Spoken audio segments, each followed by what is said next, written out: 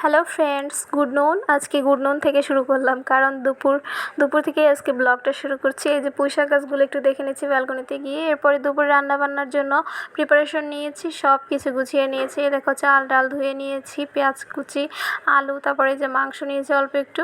এটা দিয়ে আজকে ভুনা খিচুড়ি করব। তো এখানে ভুনা খিচুড়ি করার জন্য প্রথমে পেঁয়াজগুলো তেজপাতা দিয়ে সুন্দর করে একটু লাল লাল করে ভেজে নিচ্ছি। এখানে গোটা গোটা রসুন দিয়েছি, দেখেছো?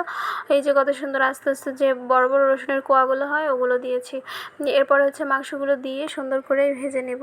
এখানে ব্রয়লার মুরগির একটু চামড়া টামড়া আর পা, একটু হালকা কয়েক পিস মাংস ছিল, এগুলোই নিয়েছি। এগুলো দিয়ে খিচুড়িটা খেতে বেশ ভালোই লাগে। তো তারপরে চাল ডাল সব কিছু দিয়ে একসঙ্গে সুন্দর করে একটু কষিয়ে নিব। কষিয়ে নিয়ে পানি দিয়ে দেবো। তো এই দেখো কত সুন্দর করে আমি একটু ভেজে নিচ্ছি। আসলে ভেজে নেওয়া হয়ে গেছে। এবার আমি এর মধ্যে পানি দিয়ে দেবো। পানি দেওয়া হয়ে গেছে পরিমাপ মতো। এরপরে ঢাকা দিয়ে সুন্দর করে এটাকে সেদ্ধ